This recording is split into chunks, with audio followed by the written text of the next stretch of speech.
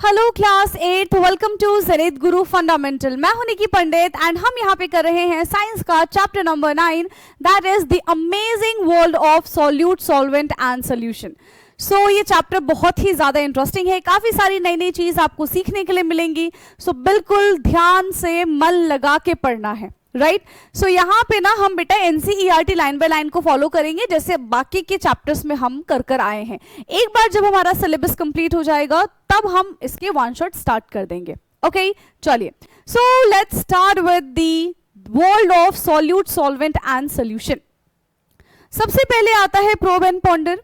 सो क्या क्या क्वेश्चंस का आंसर हमें इस चैप्टर को पढ़ने के बाद मिलेगा। And if you have any questions related to this chapter, you can write here. और चैप्टर कंप्लीट होने के बाद you have to check कि जो भी आपने क्वेश्चन लिखा था क्या आपको उसका सोल्यूशन मिला है या फिर नहीं मिला। So, सबसे पहले यहाँ पे क्या बोला जा रहा है, What do you think is happening in the picture above? ठीक है, ऊपर वाले पिक्चर में यहाँ पे आपको क्या लगता है कि क्या हो रहा होगा। तो दिख रहा है काफी सारे लोग हैं यहाँ पे एंड जो महात्मा गांधी जी हैं वो क्या कर रहे हैं, समुद्र से रेत निकाल रहे हैं। सॉरी, क्या निकाल रहे हैं, नॉट रेत, समुद्र से नमक निकाल रहे हैं। ठीक है, यहाँ पे रेत है इसलिए रेत बोल दिया। यहाँ पे नमक को ऑब्टेन किया जा रहा है, सॉल्ट को ऑब्टेन किया जा रहा है फ्रॉम सी वाटर, राइट। तो ये चीज यहाँ पे की जा रही है, बाकी लोग भी वहां पे खड़े हैं एंड वो देख रहे हैं कि किस तरीके से सॉल्ट को यहाँ से ऑब्टेन करेंगे। क्लियर है। सो एक तो ये बात हो गई है, ठीक है। और क्या कह रहे हैं कि what happen when you add too much sugar to your tea and it is stop dissolving, how can you solve this problem. जब हम पानी के अंदर या फिर चाय के अंदर बहुत ज्यादा शुगर ऐड कर देते हैं तो आफ्टर सम टाइम, ठीक है, जो शुगर है वो पानी के अंदर ऐड नहीं होता है, राइट। वो उसी में ऐसे ही पड़ा रह जाता है, वो पूरी तरीके से उसमें डिसॉल्व नहीं हो पाता। तो इसके पीछे का क्या रीजन है, why do sugar and salt dissolve in water but not in oil. ये शुगर एंड सॉल्ट वाटर में तो डिसॉल्व हो जाएंगे बट ऑयल में डिसॉल्व नहीं होते हैं। Why is the water considered a good solvent, water को हम गुड सॉल्वेंट क्यों कंसिडर करते हैं। And the last one is why are water bottle usually tall and cylindrical in shape instead of spherical। जो हमारी वाटर बॉटल होती है, generally आपने देखा होगा सबकी वाटर बॉटल कैसी होती है, सिलेंड्रिकल शेप में होती है। किसी का भी वाटर बॉटल स्फेरिकल शेप में या फिर कोई दूसरे शेप में क्यों नहीं होता, हमेशा सिलेंड्रिकल शेप में ही क्यों होता है, इसके पीछे का क्या रीजन है। तो ये भी हमें इस चैप्टर को पढ़ने के बाद ही पता चलेगा। एंड अगर आपके मन में भी कोई क्वेश्चन है, आपके दिमाग में भी कोई क्वेश्चन है कि हमें ये क्वेश्चन का आंसर जानना है, तो आप यहाँ पे लिख दो, चैप्टर पढ़ेंगे, आप बताना कि आपको आपके क्वेश्चन का आंसर मिला है या नहीं मिला। ठीक है, चलिए। So let's start now. You must have taken N ORS, oral rehydration solution. ठीक है, ORS सबको पता है। तो यहाँ पे क्या कह रहे हैं, you must have taken an oral rehydration solution at some time in your life. Of course लिया होगा आपने। ORS is used to treat dehydration by keeping your body hydrated. तो अगर जब डिहाइड्रेशन हो जाता है, इन दैट केस डॉक्टर भी हमको लिख के देते हैं कि यू शुड टेक ORS, है ना, और हम खुद से भी ORS कंज्यूम कर लेते हैं, ठीक, अपने बॉडी को हाइड्रेट करने के लिए। You have learn to prepare ORS at home in the Curiosity grade 6, सिखाया था ना। You may have wondered why every sip of your homemade ORS tastes the same, no matter how much you drink, है ना। या फिर चलो ORS छोड़ दो, आप नींबू पानी बना लो, ठीक है, या फिर आप चाय बना लो, तो जो फर्स्ट सिप होता है एंड जो लास्ट सिप होता है उसका टेस्ट एकदम सेम आता है। तो ऐसा क्यों होता है ना। फर्स्ट चाय की सिप लोगे तो भी आपको सेम टेस्ट आएगा, लास्ट चाय की सिप लोगे तो भी आपको सेम टेस्ट आएगा। तो ऐसा क्यों होता है। And why does it not taste salty in one sip and sweet in another। अगर मान लो हमने लेमनेड बनाया तो उसमें चीनी भी डालते हैं, उसमें नमक भी डालते हैं, तो ऐसा क्यों नहीं होता है कि पहले सिप में हमको बहुत ज्यादा शुगरी फील हो रहा है, दूसरे सिप में हमें सॉल्टी फील हो रहा है। ऐसा नहीं होता, एक मिक्सचर बन जाता है उन दोनों का एंड हमें हर सिप में सेम ही टेस्ट आता है, right. This is because when you add sugar and salt to water, they form a mixture in which components are evenly distributed throughout। ऐसा क्यों होता है, क्योंकि जब भी कोई चीज हम पानी के अंदर डालते हैं ठीक है, जब भी कोई चीज हम पानी के अंदर डालते हैं तो क्या होता है, वो पूरी तरीके से पानी के अंदर जाके डिसॉल्व हो जाता है। ठीक है, वो यूनिफॉर्मली पानी के अंदर जाके डिसॉल्व होता है। तो जब ये यूनिफॉर्मली पानी के अंदर डिसॉल्व होगा तो क्या हो जाएगा, हर सिप हमको सेम ही टेस्ट करेगी। Can you predict whether this mixture is uniform और नॉट? तो of course this is a uniform mixture, है ना। ये हमारा कैसा मिक्सचर है बेटा, ये हमारा यूनिफॉर्म मिक्सचर है। What happened when chalk powder is mixed with water? Does it form a uniform mixture? Answer is no. Chalk powder जो है वो कभी भी ना पानी के अंदर पूरी तरीके से solubilize नहीं होते हैं। जब हम उसको स्टिर करना छोड़ देंगे ना तो it settle down at the bottom, ठीक है, और हमें solute and solvent अलग अलग देखने के लिए मिलेगा। That means chalk powder is not soluble in water, ठीक है, chalk powder पानी के अंदर soluble नहीं होता है। When salt and sugar are mixed with water, a uniform mixture is formed. अभी ऊपर हमने बात की थी कि पानी में शुगर ऐड कर दो, ये सॉल्ट ऐड कर दो, कैसा सोल्यूशन बनाएंगे, ये होमोजीनियस मिक्सचर का सोल्यूशन बनाएंगे, यानी कि यूनिफॉर्म मिक्सचर बनाएंगे, राइट। Whereas chalk पाउडर और सैंड ये सब मिलके क्या बनाते हैं, component are not evenly distributed, पूरी तरीके से पानी में डिस्ट्रीब्यूट नहीं होते, पहली चीज। दूसरी चीज, such mixture are known as non uniform mixture, और इस टाइप के मिक्सचर को हम क्या कहते हैं बेटा, इस टाइप के मिक्सचर को हम नॉन यूनिफॉर्म मिक्सचर कहते हैं, ठीक है। Let us explore the science of mixing things together, तो और भी चीजें जानेंगे हम। तो देखो यहाँ पे क्या हो रहा है, ये हमारा किसका एग्जाम्पल है, नॉन यूनिफॉर्म मिक्सचर और we can say heterogeneous mixture का एग्जाम्पल है, ठीक है। नॉन यूनिफॉर्म बोल लो या फिर हेट्रोजीनियस बोल लो, right. Now what are solute, solvent and solution, ठीक है। चलो पहले मैं आपको बता देती हूँ कि सॉल्यूट, सॉल्वेंट एंड सोल्यूशन क्या होता है, फिर हम एनसीईआरटी को रीड कर लेंगे। सोल्यूशन क्या होता है, जब दो या फिर दो से ज्यादा चीजें आपस में मिलाई जाती है और वो पूरी तरीके से उसके अंदर डिसॉल्व हो जाते हैं, उसको हम सॉल्यूशन कहते हैं। अब जो मैंने कहा दो या फिर दो से ज्यादा चीजें, उनका अपना भी स्पेसिफिक नेम होता है। तो सॉल्यूशन बनाने के लिए हमारे पास दो कंपोनेंट मेन है, one is solute and another one is solvent, ठीक है। कौन कौन से दो चीज चाहिए होती है बेटा सॉल्यूशन बनाने के लिए, one is solute and another one is solvent. Let's suppose कि हमने शुगर सॉल्यूशन बनाया, तो जो ज्यादा क्वांटिटी में प्रेजेंट है दैट इज वाटर, तो वो हमारा एक्ट करेगा एज अ सॉल्वेंट, ठीक है। शुगर जो कि कम क्वांटिटी में प्रेजेंट है तो वो एक्ट करेगा हमारा as a solute, okay, clear. चलिए, so a uniform mixture such that the salt or the sugar and water is called solution, ठीक है। salt, sugar and water इन सबको हमने मिला दिया, ठीक है, तो ये क्या बन जाएगा, ये हमारा एक सोल्यूशन बन जाएगा।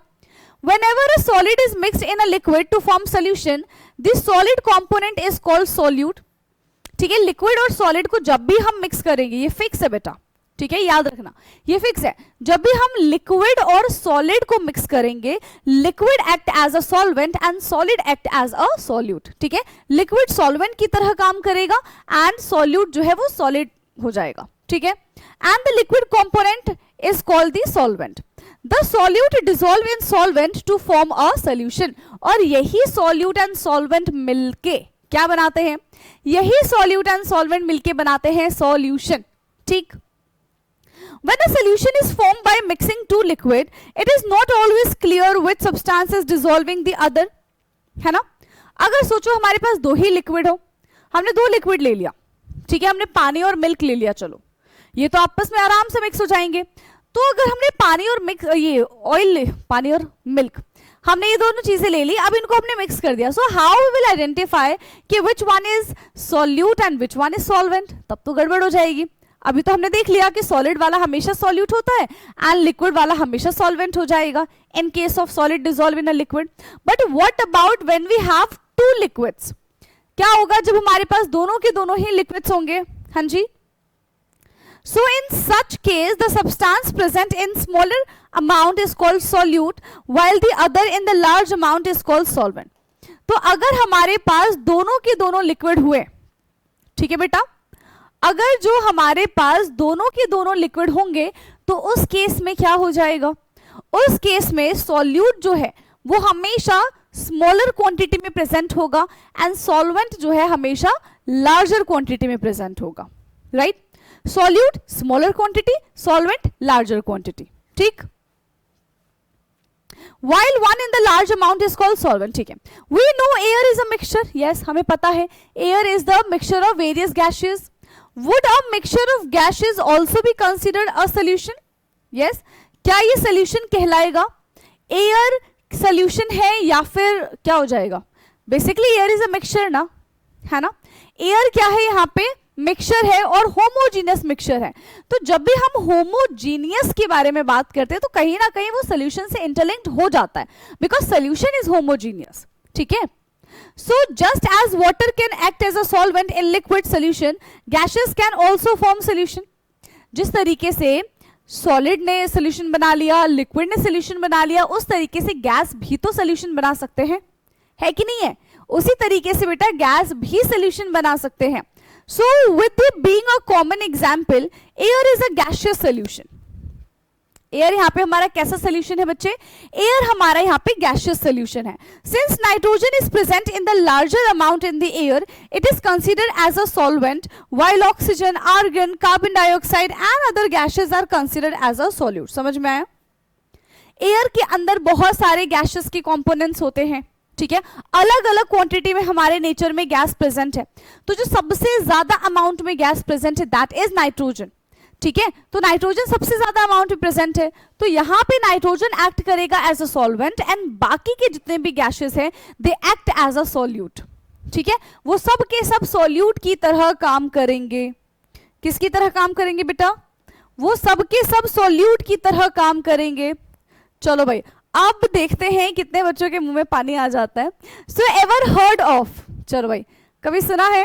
सुना है, ऑफ कोर्स सुना होगा, देखा होगा, खाया होगा, है ना। दी चाशनी rasgulla syrup of Indian sweet gulab jamun is made of large amount of sugar dissolved in a small amount of water. However, the water is still considered as a solvent and sugar as a solute. तो यहाँ पे देखो ये दूसरा example है।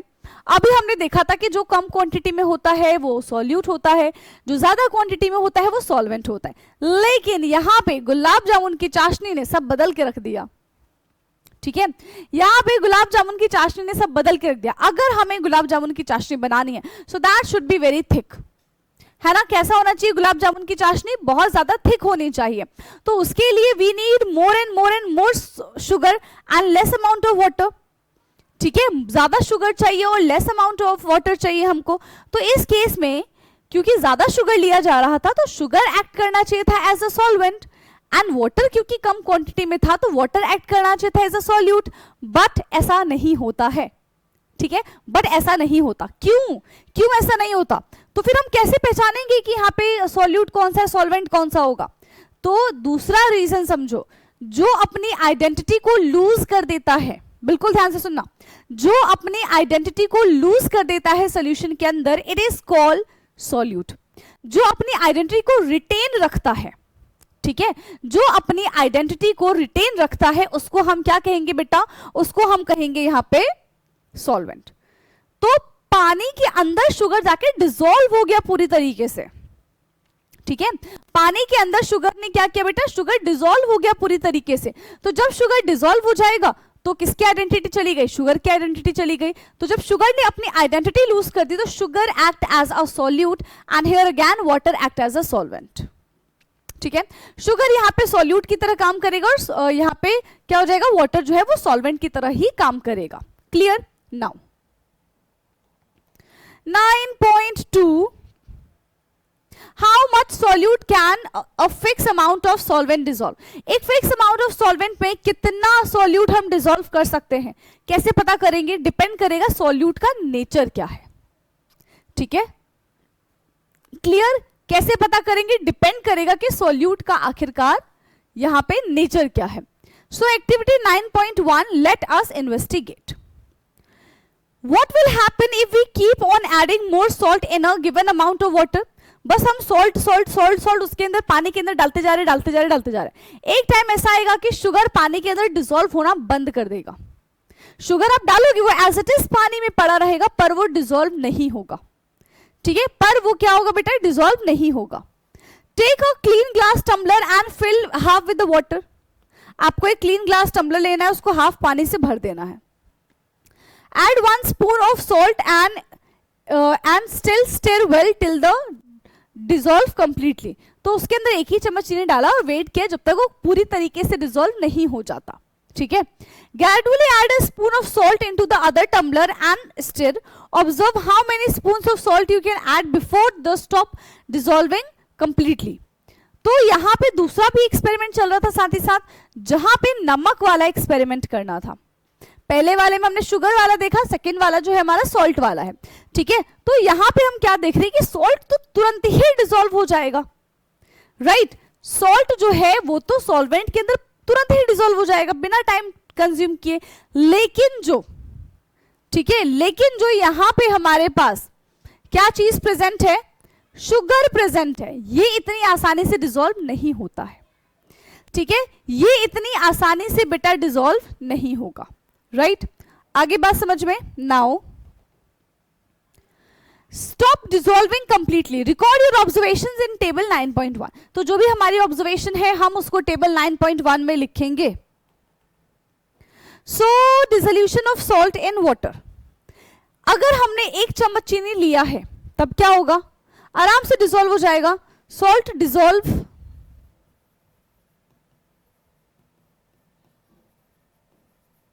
है ना. अगर हमने 1 स्पून सॉल्ट लिया है तो आराम से सॉल्ट जो है वो डिसॉल्व हो जाएगा. 2 स्पून आराम से डिसॉल्व हो जाएगा. 3 स्पून आराम से डिसॉल्व हो जाएगा. 4 स्पून ये भी आराम से डिसॉल्व हो जाएगा. मान लो हमने ऐसे करते करते 10th स्पून ले लिया. ठीक है. ऐसे ही करते करते हमने कितने स्पून ले लिए बेटा, टोटल 10 स्पून ले लिए. तो इस केस में सॉल्ट जो है वो डिसॉल्व नहीं होगा. ठीक है. So does not dissolve.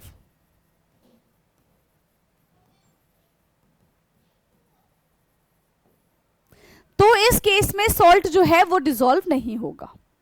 ठीक. ओके. चलिए आगे बढ़ते हैं. Some discussion points. Right. Some discussion points. So how many spoons of salt were you able to dissolve before some of its remained undissolved. Yes. कितने सॉल्ट के molecules हम यहाँ पे रखेंगे. How many spoons of salt were you able to dissolve in before some of its remained undissolved. कितना add कर पाएंगे, मुश्किल से मुश्किल 3 स्पून 4 स्पून करेंगे तो वो भी अनडिसॉल्व पार्टिकल में ही कहलाएगा. ठीक है. तो मैक्सिमम पूरा अगर भर के करें तो 3 स्पून तक हम कर सकते हैं. What does this indicate about the capacity of water to dissolve salt. तो ये कैपेसिटी के बारे में क्या बता रही है कि of course capacity is too high, है ना. कैपेसिटी यहां पे कैसा है इसका, that is more. Okay. Clear है इतना.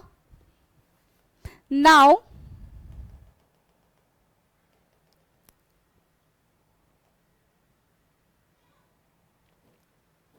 okay, you might have observed that initially the salt completely dissolved in water, forming a solution. After adding a few more spoon of salt, the stage comes when the added salt does not dissolve completely and the undissolved salt settle at the bottom. This indicates that water can no longer dissolve in any more salt. देखो क्या है, पानी के अंदर हमने पहले से बहुत सारा सॉल्ट भर दिया, पानी की कैपेसिटी हो गई खत्म. हर किसी की अपनी अपनी कैपेसिटी होती है, राइट. तो ऐसा समझो कि पानी की कैपेसिटी हो गई खत्म. पानी को जितना सॉल्यूट ऐड करना था पानी ने ऐड कर दिया, अब उसकी कैपेसिटी खत्म. अब जैसे ही उसकी कैपेसिटी खत्म होगी, ठीक है, जैसे ही उसकी कैपेसिटी खत्म होगी तो इस केस में हम 2 काम कर सकते हैं. पहला काम क्या हो जाएगा कि उस सॉल्यूशन को हम हीट कर देंगे तो ज्यादा से ज्यादा सॉल्यूट उसमें और ऐड ऑन हो पाएगा. तो टेम्परेचर को हीट करना बहुत जरूरी होता है. ठीक है. So because it has reaches it's limit, the solution in which more solute can be dissolve at a given temperature is called uniform solution. तो इस टाइप की सॉल्यूशन को हम क्या बोलेंगे बेटा, यूनिफॉर्म सॉल्यूशन बोलेंगे. क्या बोलेंगे इस टाइप के सॉल्यूशन को हम, यूनिफॉर्म सॉल्यूशन बोलेंगे. Now however when the solute stop dissolving and being settled at the bottom, the solution is called saturated solution at that particular temperature. अब ये saturated solution क्या होता है, तो यहां पे क्या कह रहे हैं saturated solution में कि हम जो यहां पे यूज करते हैं, जैसे कि यहाँ पे क्या, हाउएवर सम स्टॉप वॉचेस, ठीक है, स्टॉप वॉचेस यूज कर लेंगे, ठीक है.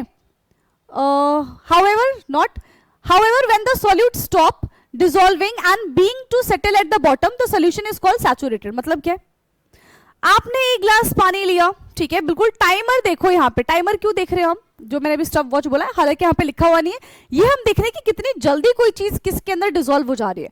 सो हम यहाँ पे स्टॉप वॉच भी लेके चल सकते हैं, नॉर्मल टाइमर आप अपने फोन से भी चेक कर सकते हो, ठीक है. एक चम्मच चीनी डाला, कितनी देर में डिसॉल्व हुआ, दूसरा चम्मच चीनी डाला, कितनी देर में डिसॉल्व हुआ, तीसरा डाला, डिसॉल्व हुआ कि नहीं हुआ, चौथा डाला, डिसॉल्व हुआ कि नहीं हुआ, चेक करो. एक पॉइंट ऐसा आएगा जब शुगर पानी के अंदर डिसॉल्व होना बंद हो जाएगा, है ना. एक पॉइंट ऐसा आएगा बेटा जब शुगर पानी के अंदर डिसॉल्व होना बंद हो जाएगा, तो उस पॉइंट को हम सैचुरेटेड सॉल्यूशन कहते हैं, ठीक है. क्या बोलेंगे, उस पॉइंट को हम सैचुरेटेड सॉल्यूशन कहते हैं.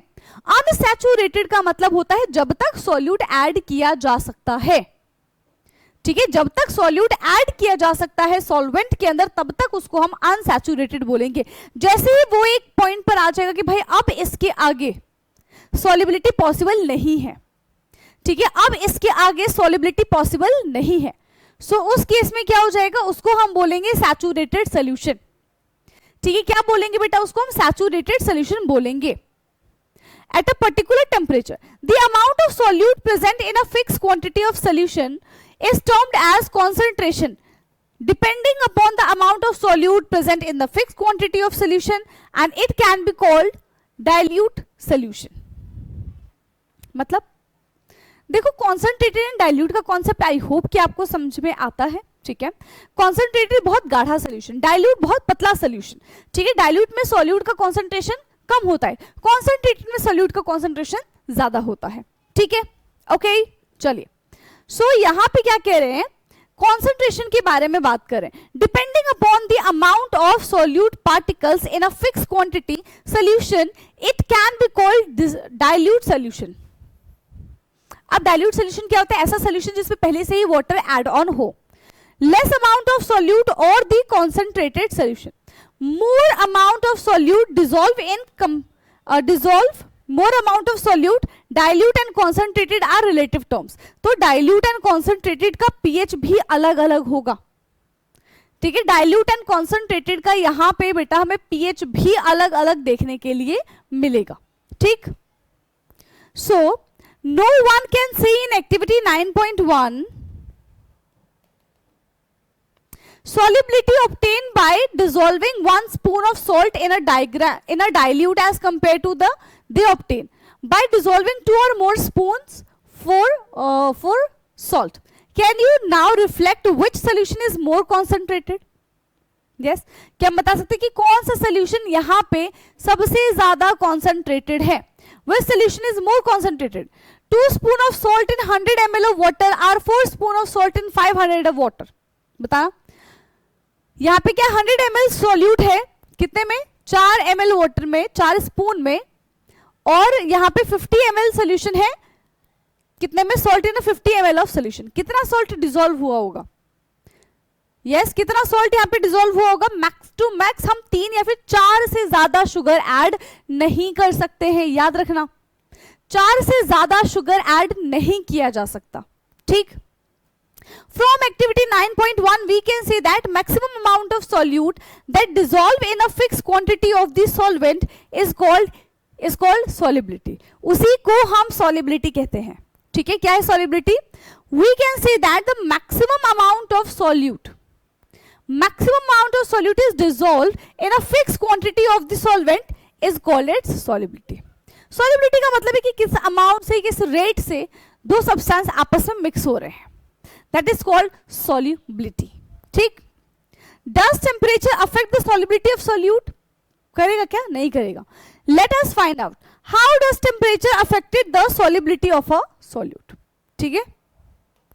So how does temperature affect the solubility of solution? किस तरीके से टेम्परेचर की वजह से solubility में चेंजेस आएंगे, ठीक है. किस तरीके से यहाँ पे, ठीक है, सॉल्युबिलिटी की वजह से चेंजेस आएंगे वो देख लेते हैं. सो 9.2 लेट अस एक्सपेरिमेंट में है demonstrative activity. Take a 50 ml of water in a glass beaker. क्या लोगे? 50 ml वाटर ले लोगे ग्लास बीकर में, मेजर कर लोगे उसको, thermometer using a laboratory on them से 20 डिग्री सेंटीग्रेड, मतलब थोड़ा सा ल्यूक वार्म है, 20 डिग्री सेंटीग्रेड हमको फील हो रहा है, ठीक है। यहाँ पे क्या है? 20 डिग्री सेंटीग्रेड हमको फील हो रहा है। Add a spoonful of baking soda, hydrogen carbonate to the water and stir until the dissolve, and continue adding a small amount of baking soda while stirring till some solid baking soda is left undisturbed for the bottom of the beaker। तो simple सी बात है, यहाँ पे हमको खाना बनाना सिखाया जा रहा है, ठीक है। क्या कह रहे हैं? हमारे पास क्या चीजें प्रेजेंट है और क्या चीजें प्रेजेंट नहीं है, है ना। Soda is left undisturb at the bottom of the beaker. अगर यहाँ पे सोडा के बारे में बात की जाए तो सोडा क्या हो जाएगा? That is undissolved at the bottom of the beaker, नीचे जाके जम जाएगा, ठीक है।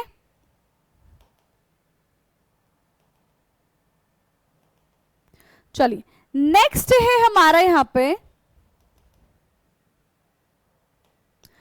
Now heat the content to 50 degree centigrade while stirring, ठीक है। 50 डिग्री सेंटीग्रेड के साथ हमें उसको हीट करना है।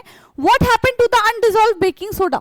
जो अनडिसॉल्व बेकिंग सोडा है वो उनका क्या होगा? वो सबसे पहले छोटे छोटे पार्टिकल्स में ब्रेक डाउन होंगे, ठीक है। And if they show the wavelength, ठीक है, अगर वो यहाँ पे देखो क्या हो रहा है, now heat the content of 50 degree centigrade while stirring, ठीक है। यहाँ पे हमने क्या कर दिया? हमारे पास एक सोल्यूशन है, सोल्यूशन में हमने क्या लिया है? पानी है, देखो वाटर लिया है हमने, ठीक है, ट्राइपॉड पे रख दिया, उसके अंदर हमने बेकिंग सोडा डाल दिया है। क्या डाल दिया?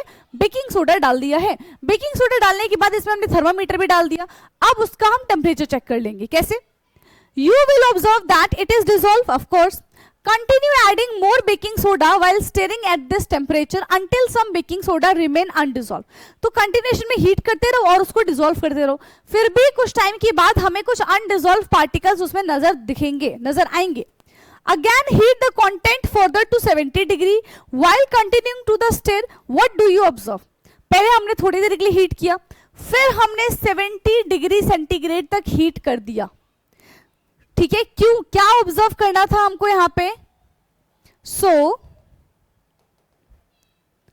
The undissolved baking soda dissolved. What do you infer from this experiment? About at 50 degree centigrade, the amount of baking soda dissolved in 20 degree is even lesser, and it has been found that most of the substance, the solubility increases with increasing the temperature, है ना। अभी तक तो ये पढ़ा कि solubility increase हो रही है solute की, तो यहाँ पे क्या हो जाएगा? dissolving power भी increase हो जाएगी, यही पढ़ा है। As we can also say that structured solution at the particular temperature behave as unsaturated solution if the temperature is increase, ठीक है। अगर यहाँ पे टेम्परेचर इंक्रीज होगा, इन केस ऑफ गैस की बात कर रही हूं मैं, अगर गैस में बेटा टेम्परेचर इंक्रीज होता है तो क्या हो जाएगा? यस, गैस के केसेस में अगर टेम्परेचर इंक्रीज करेंगे तो सॉलिबिलिटी कम हो जाती है। लिक्विड के केस में टेम्परेचर इंक्रीज करने से सॉलिबिलिटी भी वहां पे इंक्रीज हो जाएगी। ओके, क्लियर है? सो अब आता है यहां पे our scientific heritage which we will cover in next class.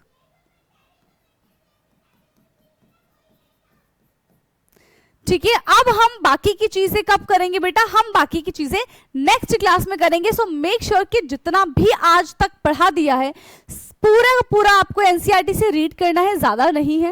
And try करना है कि जो भी क्वेश्चन इससे रिलेटेड हो बैक एक्सरसाइज में, सिर्फ उन्हीं क्वेश्चन को भी आप ट्राई करो, सॉल्व करो। ओके, ठीक है, चलिए, क्लियर है इतना बेटा? सो आज की क्लास को हम करेंगे यहीं पे बाइंड अप, बाकी का discussion we will do in our next class. तब तक के लिए पढ़ते रहिए। Thank you so much and bye bye, take care.